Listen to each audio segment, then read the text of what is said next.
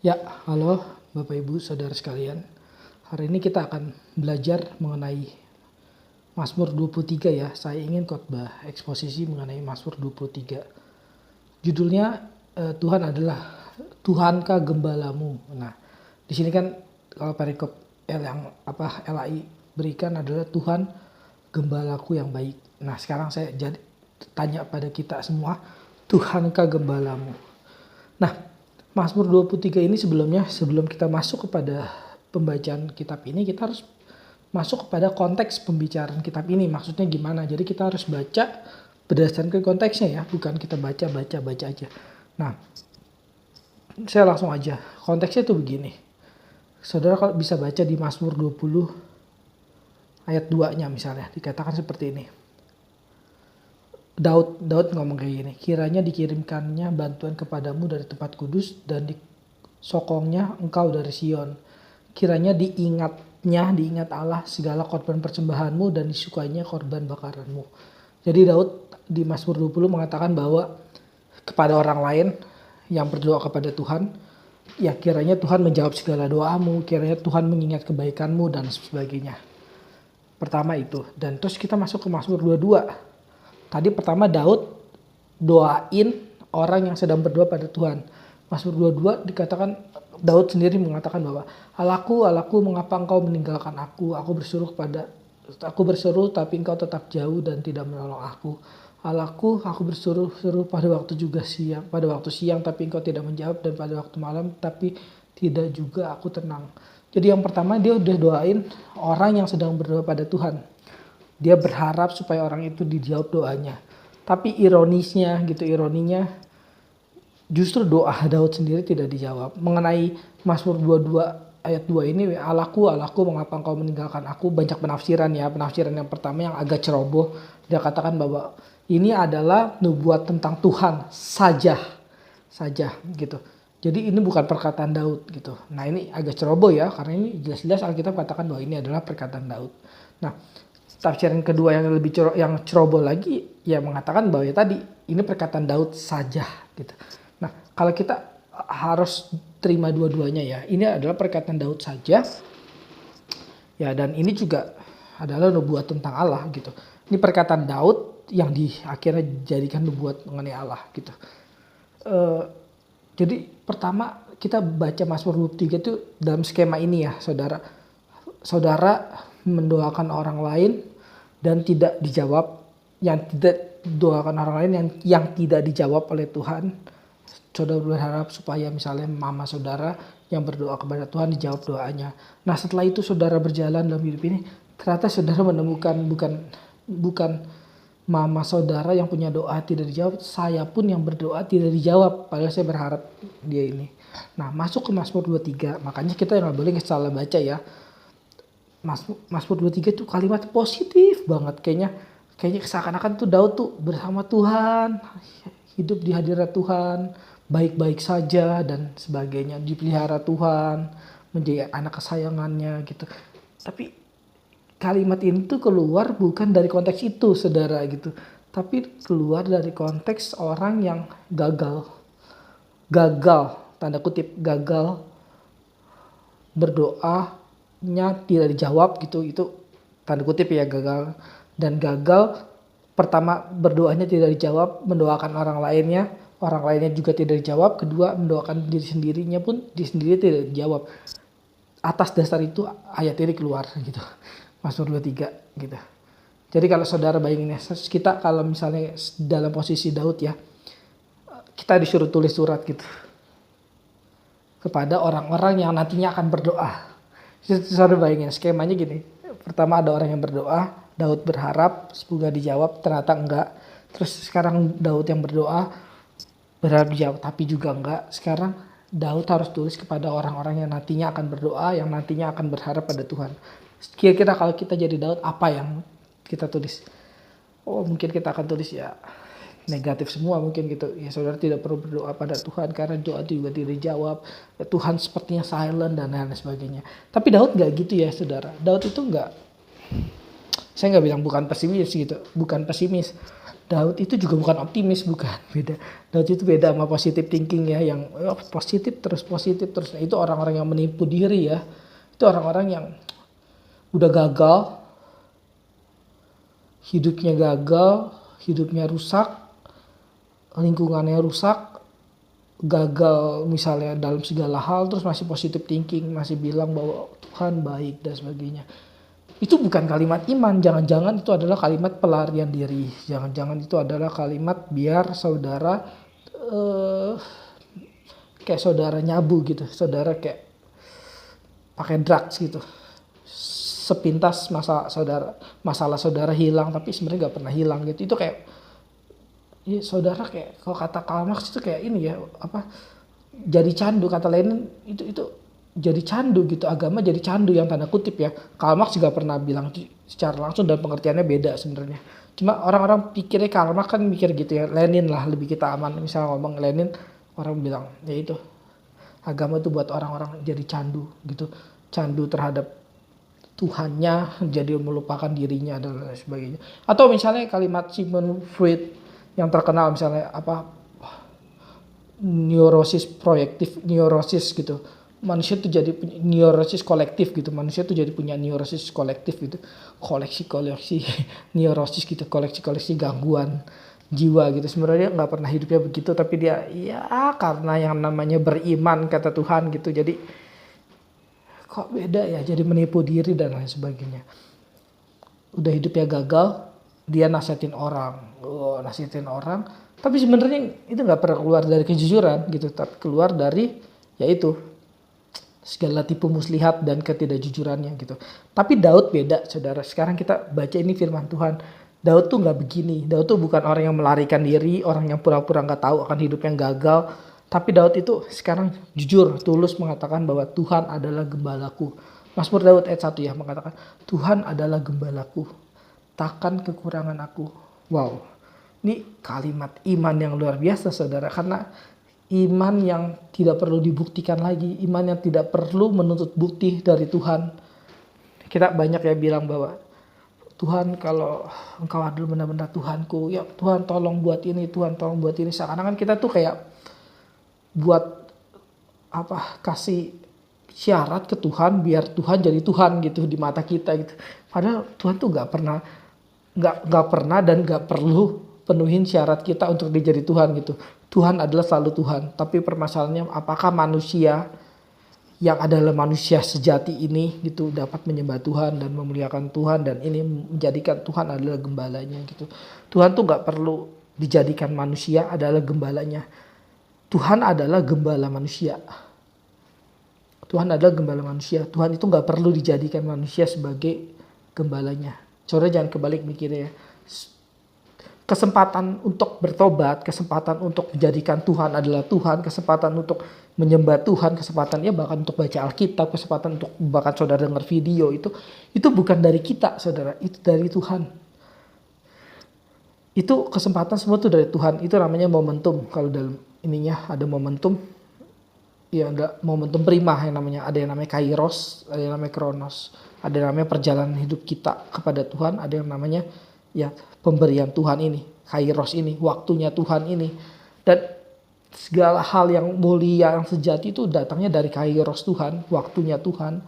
Meskipun Tuhan tidak terikat dengan waktu, dalam tanda kutip, Tuhan tuh memberikan sebuah peristiwa-peristiwa yang ya ini akhirnya kita bisa meresponi Tuhan. Akhirnya kita bisa, ya ini akhirnya Daud di dalam, saudara pikir ya, ini kan benar-benar tanda kutip tidak logis ya, maksudnya tidak logis, bukan tidak logis, tidak masuk akal. Kalau tidak masuk akal berarti kita nggak bisa mikir, kita nggak bisa ngerti. Nah itu namanya nggak masuk akal. Tapi ini di atas akal kita gitu. Kita punya akal, akal kita tuh nggak mencukupi untuk mengerti ini gitu. Saudara bayangin, dia berdoain orang dan orang ini nggak dijawab doanya gitu. Dia doa pada Tuhan sendiri, nggak dijawab doanya. Sekarang dia harus bicara kepada orang-orang yang nantinya akan berharap dan berdoa pada Tuhan. Apa yang harus dibicarakan kalau bukan hal-hal pesimis seperti gitu. Nah, tapi Daud enggak. Daud ya ini bicara Bible thinking, bukan positive thinking, bukan negative thinking, bukan nihilisme lah, bukan pragmatisme lah, bukan. Tapi ini Bible thinking, yaitu adalah Tuhan adalah gembalaku dan takkan kekurangan aku gitu. Menarik ya saudara, dalam hidup ini ya, bagian apa sih yang kita bilang gitu bahwa kita tuh gak kurang gitu. Kita kaitin apa sih dengan kekurangan gitu dalam hidup kita. Saya masih kurang ini nih gitu. Apa sih yang saudara kita kaitin gitu? Saya masih kurang apa? Kalau kurang pinter gitu. Saya masih kurang kaya. Saya masih kurang kurang susah. Ada juga ya orang-orang yang masih orang-orang tanda kutip yang aneh-aneh gitu, yang dia kira gitu di dalam penderitaan tuh ada Kristus gitu. Padahal nggak tentu ya saudara. Orang tuh nggak jujur. Orang tuh dalam penderitaan tuh nggak tentu jujur ya saudara. Saya pernah dengar khotbah salah satunya Nuh, pada zaman Nuh orang tuh tenggelam kan ya. Tenggelam tuh air udah segini ibaratnya gitu. Orang masih gak bertobat kok gitu. Saya kira gini, kan banyak orang yang bilang di dalam penafsiran kitab Roma gitu, ya Roma kan ya mengaku dengan mulut gitu. Padahal di dalam teksnya itu aja jelas ya, mengaku dengan mulut, percaya dengan hati ya. Maksudnya percaya dalam hatinya ya. Mengaku dengan mulut, percaya dalam hatinya. Tapi kan kita bilang selalu kaitin tariknya dengan ya orang-orang di sana mah kalau mengaku dengan mulut dibunuh gitu. Lalu kagak diapa-apain, ya lu kagak diapa-apain, ya lu jelas aja lu bisa ngaku Tuhan dan lain sebagainya. Gak tentu loh, orang yang tadi saya bilang gitu, orang di sini air aja udah dikit lagi mati, gak tentu dia jujur ngaku, bukan jujur ngaku, gak tentu dia percaya Tuhan gitu.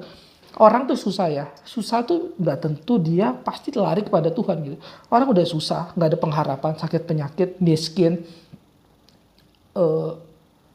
dan lain sebagainya, banyak banget gitu, bodoh, miskin, dan misalnya udah anaknya meninggal gitu, kayak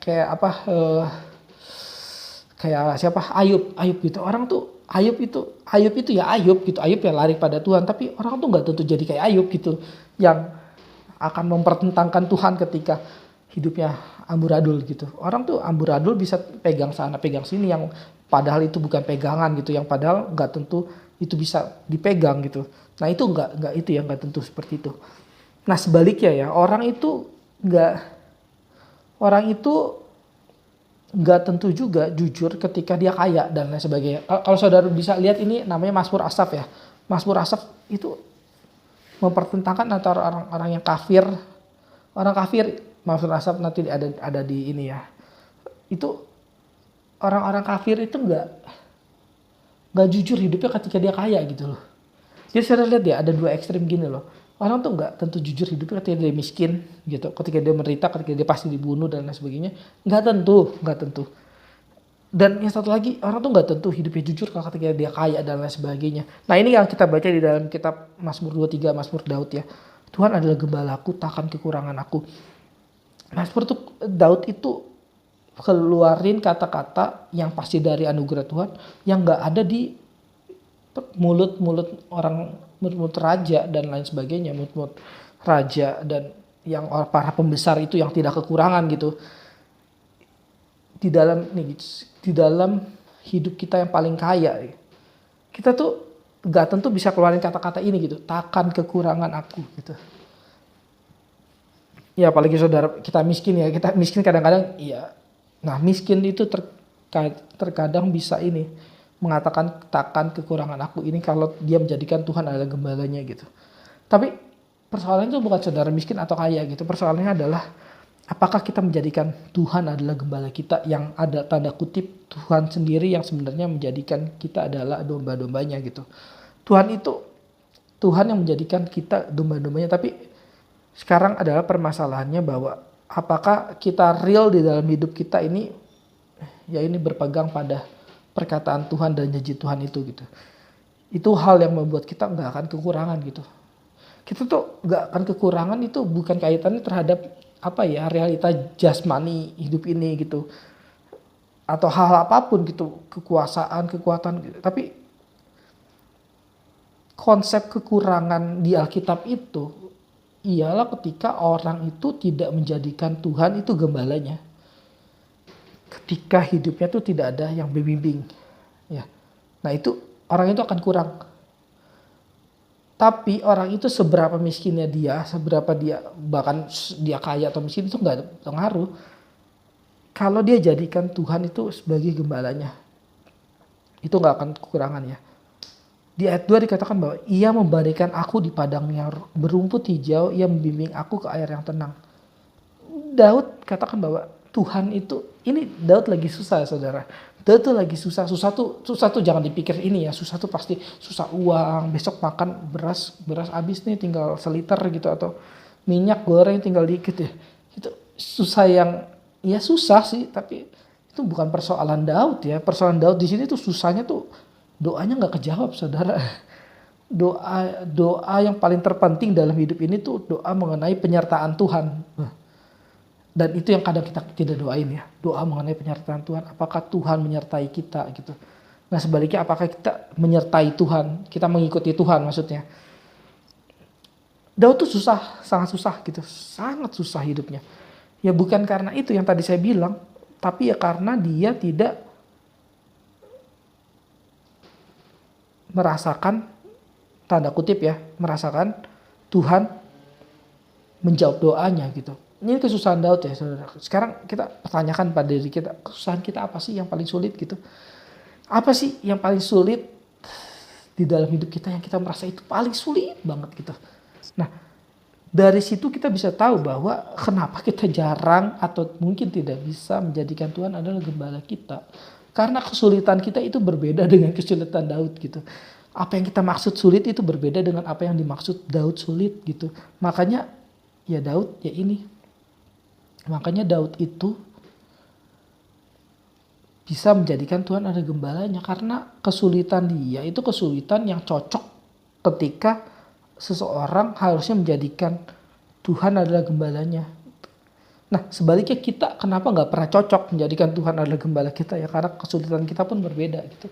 Kesulitan kita mungkin lebih cocok uang adalah gembala kita. Kekuasaan adalah gembala kita. Pujian adalah gembala kita. Perasaan hatiku adalah gembala kita. Atau apa? Kedamaian lah. Sukacita lah. Apa? Tuhan tuh bisa digantikan dengan apapun ya. Nah makanya seorang teolog namanya John Calvin ya. Dia bicara dalam banget ya. Dia bilang gini. Saudara kalau misalnya ya hidup ini seperti ada sebuah tarikan yang terus menerus terjadi ya dalam hidup kita. Terus menerus di dalam dunia ini terjadi. Yaitu misalnya tarikan antara senang dan Tuhan gitu. Setiap kita mau senang kita pikir aduh nanti Tuhan gimana ya? Nanti Tuhan terputus dong senangnya. Maksudnya tarikannya itu selalu gini saudara. Tuhan senang gitu. Jadi saudara gak bisa. Jadi saudara lebih takut. Saudara nggak takut ketika saudara menderita. Tuhan nggak ada gitu. Jarang kayaknya yang takut gitu ya. Menderita Tuhan nggak ada, jarang, bukan nggak ada juga. Menderita Tuhan nggak ada. Biasanya soalnya kalau menderita kan berdoa gitu, berdoa minta tolong dan lain sebagainya.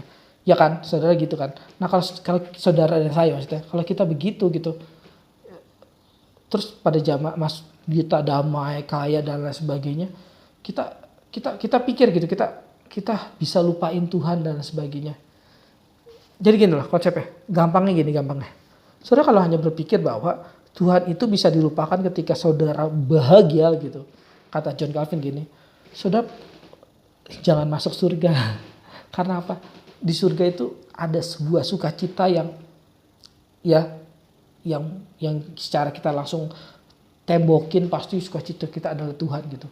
Padahal tanda kutip ya, padahal sukacita di surga itu melimpah gitu. Baik kita memiliki Tuhan dan ya, keadaan di sana gitu, keadaan yang tanpa dosa dan tanpa kejahatan itu sukacita saudara. Sukacita yang tanda kutip habis-habisan tidak tentu karena Tuhan gitu maksudnya.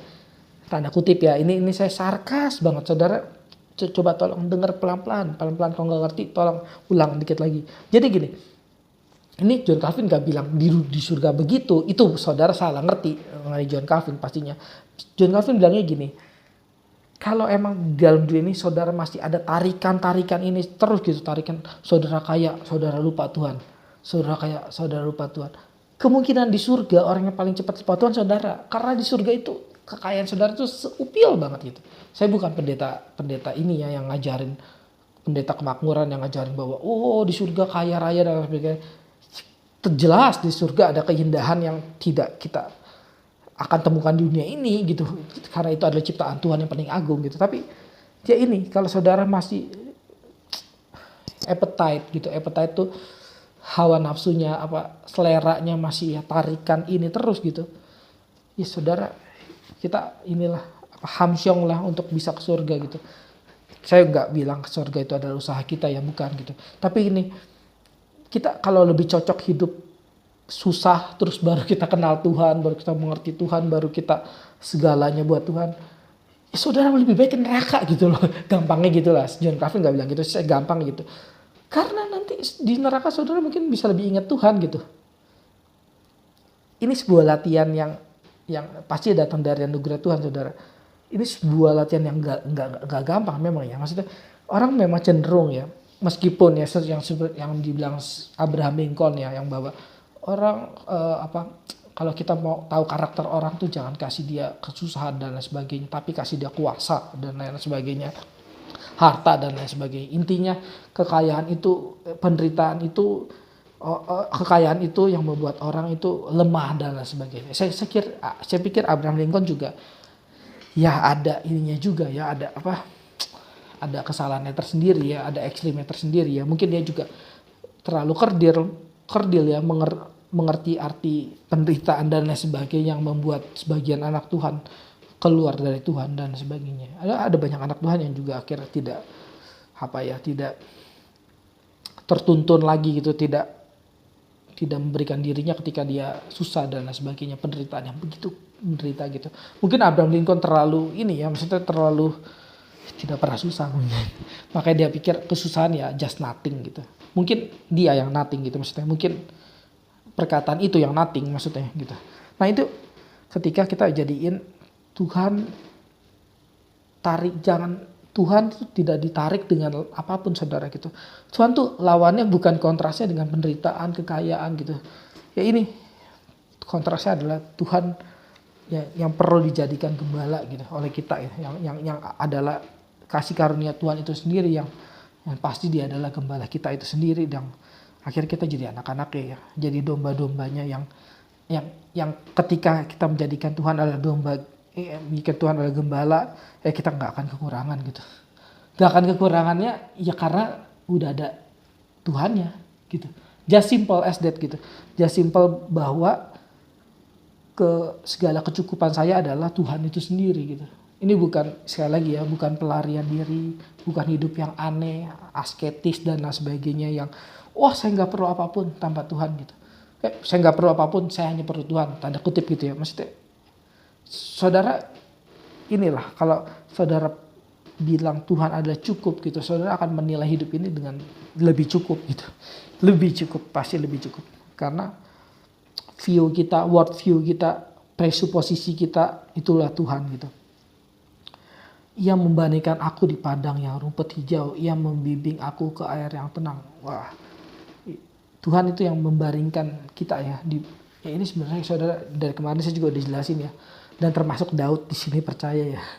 Ya Tuhan tuh yang membaringkan kita padang yang rumput hijau, yang membimbing aku ke air yang tenang. Dalam bahasa Ibraninya membimbing itu nahal ya. Nahal itu ini seperti to conduct gitu. Conduct. Saudara lihat, pernah tahu konduktor gak? Konduktor musik gitu, misalnya klasik misalnya. Dia tulis partitur. Kondak yang benar maksudnya itu ya, maksudnya klasik itu yang ada partitur ya. Kalau kondak kagak ada partitur gimana ya, kondak apaan ya, aneh juga ya. Dirijen juga bahkan ada partitur ya, not balok, not angka dan sebagainya. Nah ini kondak itu udah ada partitur yang bikin si konduktornya itu gitu. Nah kita yang main gitar ya, kita main piano, kita tuh mainnya bebas gitu, tapi kita tuh mainnya apa udah ditentuin, main alat musiknya apa udah pasti ditentuin, mainnya gimana caranya juga ditentuin gitu loh. Nah itu namanya yang Tuhan sebagai konduktor kita gitu. Apakah kita terpaksa? Enggak, kita bebas. Tapi masalahnya bebasnya itu terbatas gitu. Bebasnya itu sudah ditetapkan juga gitu. Nah itu yang saya dari kemarin juga udah bahas ya. Saudara tinggal klik lah video-video saya yang banyak di bahasan yang pertama dan sebagainya itu sudah bahas mengenai penetapan ya. Nah ini termasuk Mazmur Daud ya gitu. Penetapan itu bukan 1-2 ayat ya saudara. Saudara jangan ini ya terkelabuhi dengan orang-orang yang bawa itu mah 1 ayat doang. 1 ayat endasmu gitu. Mazmur Daud juga dari dulu udah ngomong gitu maksudnya. Dan kita banyak banget yang ngomong mengenai penetapan dan lain sebagainya. Ya itu ya saya bilang, makanya kita jangan jadi ateis gitu. Orang ateis ya ini nggak percaya Tuhan gitu. Nggak percaya Tuhan melalui apapun, melalui penetapan dan lain sebagainya gitu. Dia kira hidup ini dia bisa rancangkan sendiri dan rencanakan sendiri. Itu agak-agak aneh ya maksudnya. Ya kita masuk ke, dan itu juga mungkin, bukannya mungkin, dan itu juga orang-orang yang nggak bisa menjadikan Tuhan adalah gembalanya. Karena dia kira hidup ini gembalanya dia gitu. Kalau orang yang bisa menjadikan Tuhan adalah gembalanya gitu, dia nggak perlu takut kalau Tuhan hidup ini adalah sepenuhnya ditetapkan Tuhan. Kenapa terus takut ya? Kenapa ya? Saya bingung kadang-kadang ada orang misalnya, wah Tuhan menetapkan semua hal dalam hidup kita. Nggak seru dong hidup ini lah. Maksudnya emang hidup ini permainan kamu apa gitu? Hidup ini tuh kan diciptakan oleh Tuhan gitu. Maksudnya kok jadi aneh sih, permainannya jadi aneh. Lah ini kan hidup ini kan harusnya kan memang milik Tuhan gitu. Kamu udah ditebus, bukan milik kamu lah, kita milik Tuhan. Lah sekarang kalau udah milik Tuhan, kenapa Tuhan tetapin semua lu jadi aneh? Sebenarnya orang kayak gini lahir baru gak sih? Saya bingung loh. Orang kalau udah lahir baru ya, soalnya gini ya, gampang gini. Saudara lebih setuju gitu, hidup saudara tuh dikendalikan orang jahat atau orang baik? Saudara pasti gampang kalau jawabnya orang baik lah, ya kan? Kalau itu aja saudara udah jawab ya gitu. Saudara kan orang berdosa ya, orang jahat. Tuhan itu bukan orang baik ya, Tuhan itu sungguh amat maha baik gitu. Nah, terus kenapa saudara kalau ditetapkan Tuhan, saudara malah nggak terima gitu. Saudara harusnya lebih nggak terima ditetapkan diri saudara sendiri, karena saudara orang jahat kok, orang berdosa. Kenapa ini? Loh, ini kan begitu loh. Nah, ini Daud gitu. Daud itu ya simpel sih orang-orang kayak gitu, dan ternyata kita tahu gitu orang-orang kayak kita adalah orang yang nggak pernah menjadikan Tuhan adalah gembalanya gitu. Nah ini bukan penghakiman sejujur-jujurnya, maksud bukan penghakiman gitu langsung orang itu masuk neraka ya. Ini ada sebuah pertobatan ya. Ini ada sebuah penghakiman dalam tanda kutip, penilaian seperti ini ya, bukan bahwa orang masuk neraka gitu, bukan kita langsung judge, orang-orang nggak percaya penatapan pasti masuk neraka. Nanti dulu gitu. Mereka kan ada waktu buat bertobat, untuk baca Alkitab lagi dengan benar dan lain sebagainya ya. Nanti dulu, jangan menghakimi seperti itu gitu. Toh kita juga ya baru-baru ini juga lah tahu Tuhan menetapkan seperti itu dan lain sebagainya ya. Ya ini Tuhan membimbing aku ke air yang tenang. Ia menyegarkan jiwaku. Di dalam Tuhan tuh ada kesegaran jiwa ya. Ia menuntun aku ke jalan yang benar oleh karena namanya ya. Jadi dalam Tuhan tuh ada kesegaran jiwa. Dalam Tuhan tuh ada jalan yang benar oleh karena namanya ya. Nah kita juga mengerti bahwa total depravity gitu misalnya. Total depravity itu manusia rusak total gitu. Manusia rusak total kok tapi masih mencari agama ya dan lain sebagainya. Loh, manusia kalau rusak total itu dia bisa cari agama tapi bukan agama yang benar gitu. Manusia kalau rusak total itu apa bisa meresponi Tuhan ya? Bisa, tapi Tuhan yang bukan Tuhan gitu. Itu respon seakan-akan meresponi Tuhan tapi bukan Tuhan gitu. Itu masalahnya. Masalahnya itu seperti itu ya. Jadi hanya karena penuntunan dan pembimbingannya manusia itu bisa ya ini disegarkan jiwanya dan bisa dituntun ke jalan yang benar oleh karena namanya. Oleh karena namanya ya. Francis Chan pernah bilang kayak gini ya.